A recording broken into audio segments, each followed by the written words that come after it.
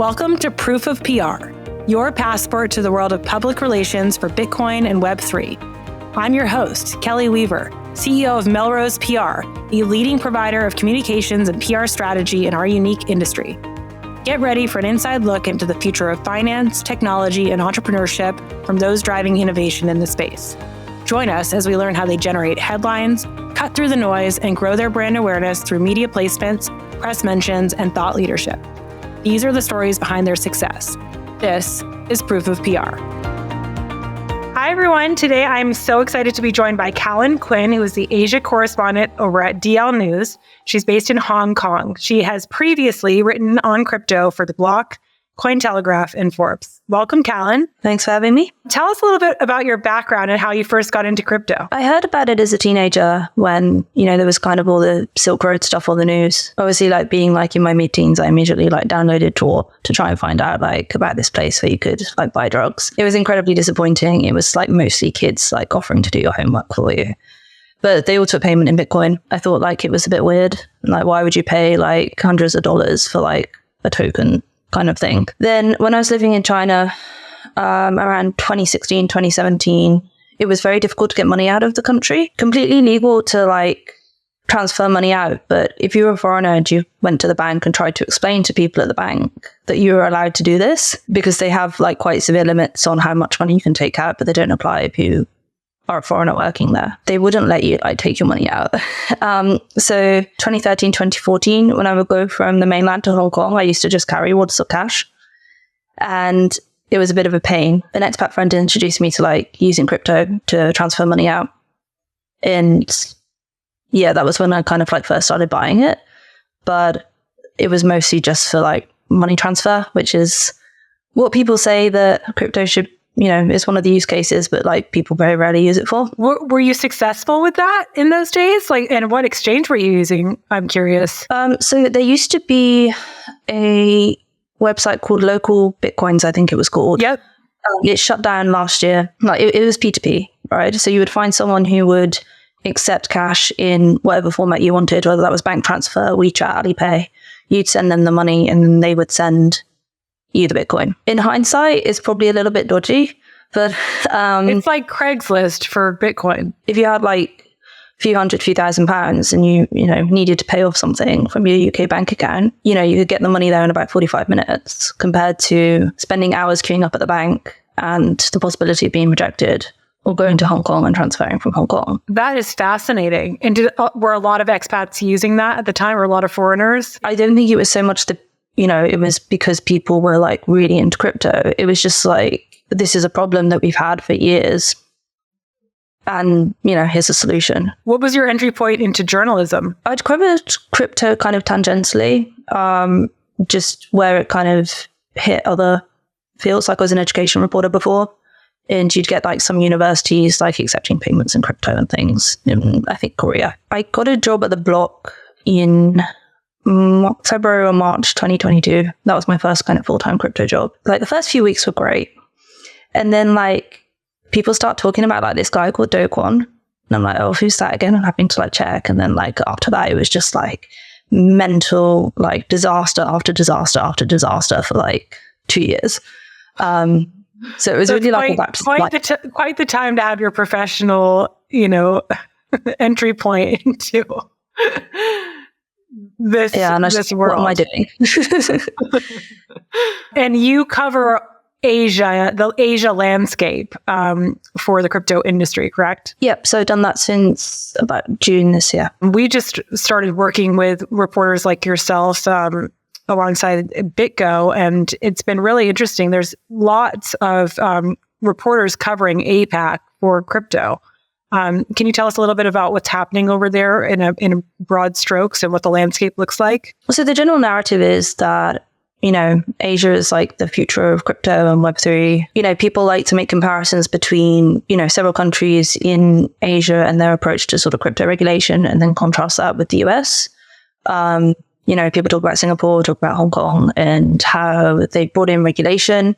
They've given people much more certainty. Then they usually kind of take a swipe at Gary Gensler, and say, well, this isn't happening in other countries. I think also, just in general, partly because there's just way more people here, population wise, that, there's a huge demand for sort of crypto stuff. Yeah. And people, I think, are a lot more willing to invest in risky things. When you say that, do you mean retail consumers, or do you mean, institutions or professionals? I mean, it's actually a mix of both. Like if you take family offices, for example, in Asia, I think there's a much bigger appetite for higher risk investments because the stock market isn't getting the returns that people want in places like Hong Kong. Among like high net worth individuals, there's a lot of interest for investing in crypto. If you look at places like the Philippines, for better or worse, because, a lot of people do get burned, I think there is like higher rates of adoption than what you'd see in,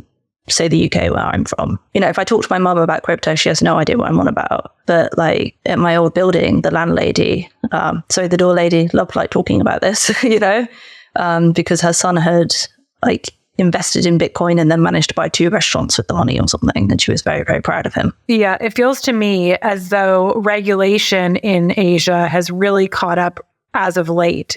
But a few years ago, my perception was that there was appetite from retail for, speculation on crypto, but there wasn't necessarily the sort of regulatory embrace that there has been to sort of attract crypto talent until more recently. Is that the general, what you've seen as well? Caveat it with like, I think especially this year, the focus for a lot of Asian regulators is consumer protection. South Korea has said this, Hong Kong has said this, Singapore has said this. I mean, scamming, for instance, is just through the roof here. At the moment, it's whether it's sort of romance scams or investment scams, both crypto and non-crypto. I think in Singapore, there was 1 police report connected to this for every 108 residents last year. I would also add, when it comes to regulation, that it does come with like certain risks. Hong Kong has really been pushing for regulation, particularly for virtual asset trading platforms. And this kind of attention to regulation has also led to a lot of people misunderstanding what the regulation is. For example, Hong Kong University brought out a study last year where they found that about more than 50% of people in Hong Kong think that if a token is listed on a regulated exchange, then it's approved by authorities, which is not great, because it's not. Exchanges can list what tokens they want, right? Back to your question and like regarding talent. Yeah, I think like a lot of people have moved, I think particularly to Singapore. It's also sort of people in Vietnam, Taiwan, who have kind of moved their crypto companies from the US. What topics do you enjoy writing about most, and how do you find sources for your stories? It's a real mix. I mean, my favorite thing to write about is scams and crypto crime, which is not what PR people want to hear usually when I ask them about this, but I like sort of doing long form interviews with people. I do it, but I'm not a big fan of like writing breaking news all the time. And then in terms of finding people, I use PR companies to like get introductions. LinkedIn is a really good place to kind of just reach out to people. But I also think like the best way to meet people is like at events and in person. When I do interviews, when I can, I try to do them in person because I think you get a much better measure of a person, and you have a lot more ability to kind of like sit and talk with them in a way that just doesn't really translate on Zoom or Google Meets or whatever. That's actually fascinating to me. In terms of meeting people, are there several conferences happening in Hong Kong? Are you traveling across the region to meet people, or what does the events calendar look like for you? Hong Kong has a ridiculous amount of crypto events. It's something that the government is really trying to push in encouraging conferences to come here. Every 2 weeks, maybe there's something lately. The Economist did an event last week or the week before. There's a digital assets thing here on Thursday. CoinDesk is doing an evening with like speakers from Invest Hong Kong on Thursday. Yeah, it's just constant. You can't go to all of them. Broader region, ETH Taipei is happening at the end of this month. So Vitalik's going to be in Taiwan, which should be interesting. And then I think like a lot of events that were formerly held elsewhere are also starting to set up like Asia branches or move to Asia. So last year, Ape Fest came to Asia, to Hong Kong for the first time. It was a little bit of a disaster because several people ended up in hospital because of their eyes being lasered essentially by the bad lighting. I'll send you the links after. It was like a whole thing. I need to learn more about that. And basically, I think they bought like some cheap lighting off like AliExpress, and it sunburned people's eyes. Got some like comedic undertones given the fact that everyone on Twitter has the shooting laser eye beams, you know? Oh, I mean, like that was like all the jokes for like a week. Largest Bitcoin conference, you know, the Bitcoin conference is coming to Asia and hosting in Hong Kong in May, which I was excited to see them announce. So that should be a big marquee event. Yeah. And I've heard apparently there's going to be some more coming. Apparently there's one like really big name, but my contact at the government won't tell me who it is. He's like, it's massive. What has your experience been like working with PR professionals, and what traits do you appreciate in some of the PR folks that you work with? It's been like mixed. Like I have some that I work with, you know, fairly regularly, and just kind of like, I like chatting with like the PRs about general sort of crypto gossip. I think there's also definitely, and this isn't just to do with PRs, this is kind of more journalism in general, which you mentioned earlier, like this kind of difference between reporting in Asia and reporting, say, in the West. Things are much more formalized in Asia. So sometimes I will kind of like organize meetings or interviews with people and go to them here, and it'll be like 4 other people in the room all taking notes as well. You're sitting in like a very formal office with like, you know, the kind of note-taking secretary, a couple of interns, and the person you actually want to talk to. Whereas I think even with sort of expats or like Westerners based in Hong Kong, it's a lot more informal. But I mean, I think generally like PR firms are quite good at kind of navigating that difference, I think. Especially like if people are based out of like Singapore, so they kind of know both worlds, so to speak. You mentioned that you've been in this space for a couple of years reporting. How long have you been at DL News? And tell us a little bit about, you know, your current beat and what you're looking for. So I joined DL News in June last year. I was freelancing for them a bit before. Yeah, I mean, my passion will always be covering kind of like the more crime, AML side of things.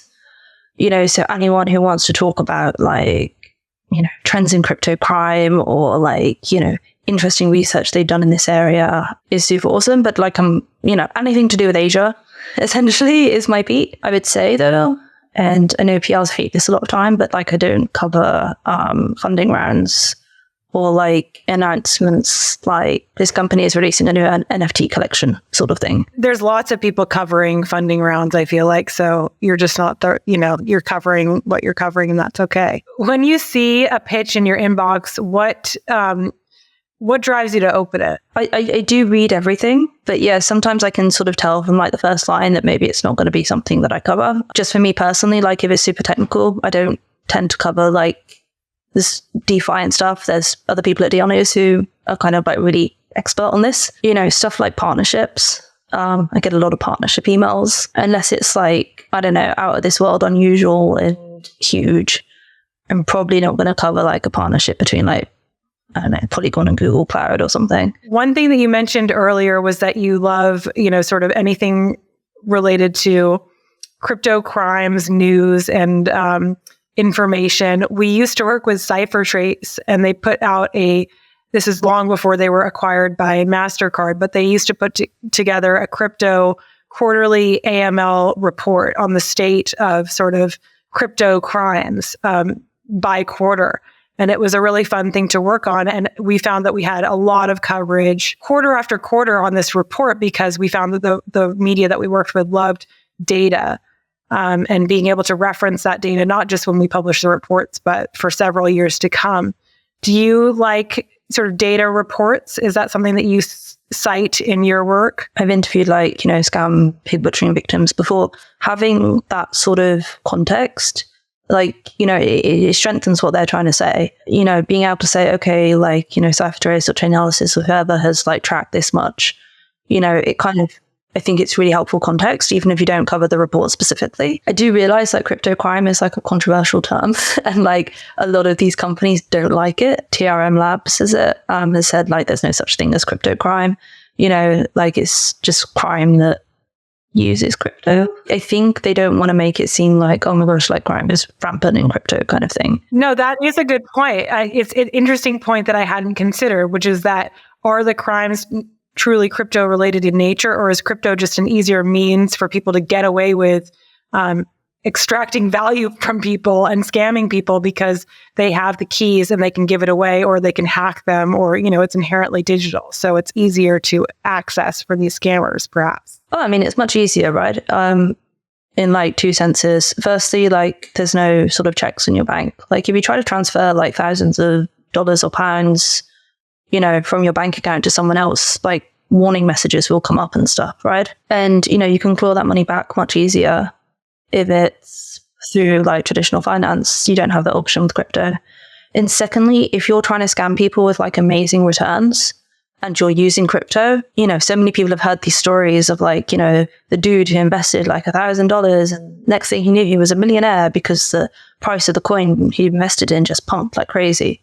So advertising returns of like 70%, people are going to believe that. I don't think they should, but people will.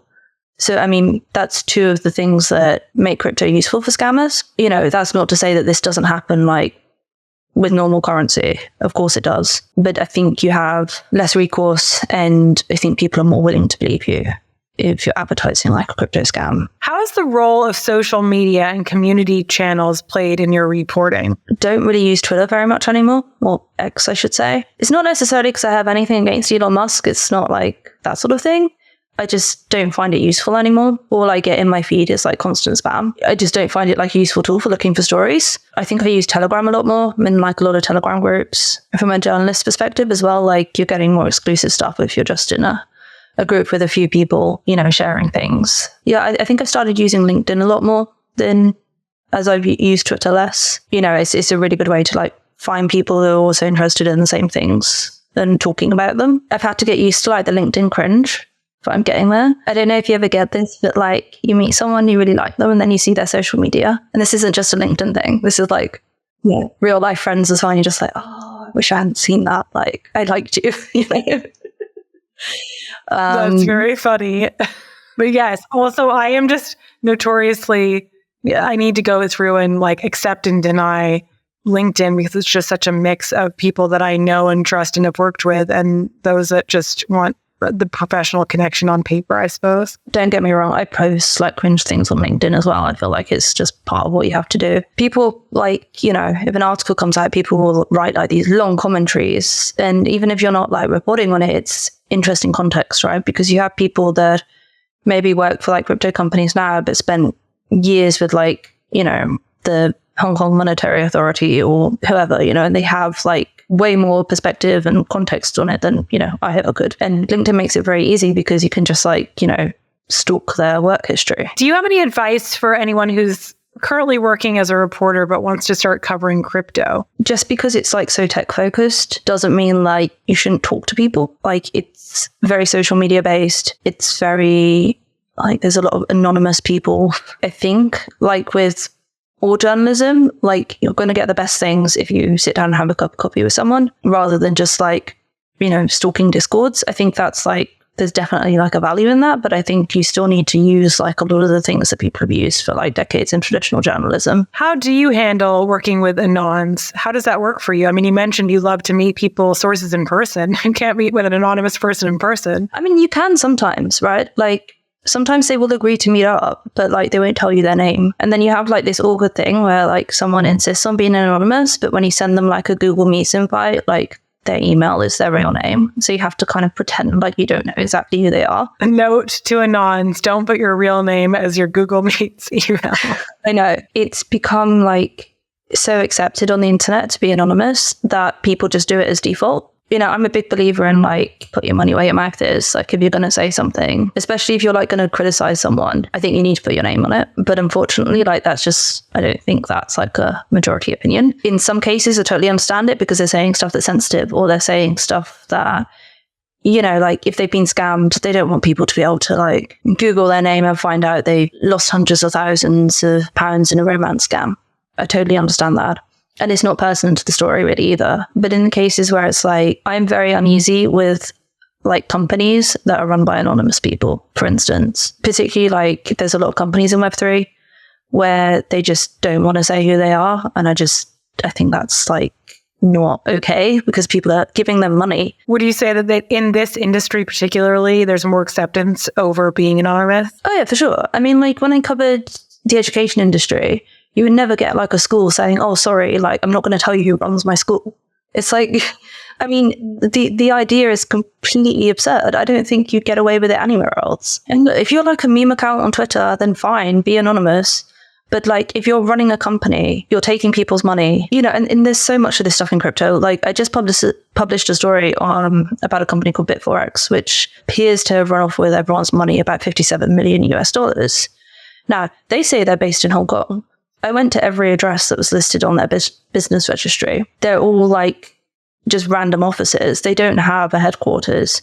And, you know, since they've been operating since I think 2017 or 2018, they've been telling everyone they have an office in Hong Kong. They don't. It's just virtual addresses, you know, and I think this sort of lack of transparency has become like very common in crypto. At a minimum, I think you should know who runs the company and like if they have an office where it is.